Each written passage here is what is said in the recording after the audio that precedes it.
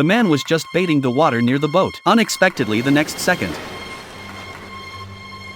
until the sharks retreated. The man did not come to his senses. He went back to the cabin and told the captain what had just happened. The captain perked up instantly and ran to the deck to see for himself. Sure enough, he saw a huge shark hovering nearby. As the shark approached the boat, all three men were stunned by its sheer size, because the body length of this guy is at least 8 meters. The weight is more than 3 tons. After confirming that this shark is the same great white shark that attacked the tourists on the beach a few days ago, the captain rushed into the cabin, pulled out his fish gun and began to assemble it. After assembling the largest harpoon, he returned to the deck with the spear in his hand. Then, leaving Martin at the helm, he went to the bow of the boat to keep an eye on the shark's going. As the shark moved in fast, the captain told Jack to tie the harpoon line to a buoy. As the shark got closer, the captain pulled the trigger. The harpoon accurately pierces the shark's dorsal fin, and the shark begins to struggle violently with the pain. The attached rope instantly drags the bucket into the sea. The shark has already escaped, but the captain is not in a hurry, because the bucket is like a precise locator. It not only helps them to lock the shark's position, but also effectively depletes the shark's energy. So the three of them followed behind slowly in the fishing boat. But they never thought that this great white shark's strength is so amazing. Even dragged the bucket together into the deep sea. Seeing that the target was lost, Jack and Martin couldn't help but feel discouraged. But the experienced captain was calm and collected. He told Martin to stop the boat right where they were. He believed once the shark was exhausted it would resurface. As night fell, the three of them hung out in the cabin talking to kill time. Little did they know the buoy had already floated back up. Just as their conversation got heated, the boat suddenly took a huge hit. Realizing that the situation was not good, the three men got up and tried to start the engine to escape. But the shark's renewed attack has left them unsteady on their feet. At this point, the bottom of the ship cracked open and seawater began to pour into the hold. The captain knew that if they waited any longer, they would die. So he grabbed his shotgun and rushed out onto the deck, firing into the water. Although the bullets did not hit the sharks, the frightened sharks eventually fled. The three of them got a chance to repair the hull, but they didn't realize that the bucket had surfaced again. Martin quickly told the other two about the situation. Looking at the motionless bucket, they guessed that the shark was exhausted, so they were ready to pull the bucket onto the boat and tow it back to the shore by securing it to the stern. But just as they tightened the rope, the shark suddenly burst out of the water.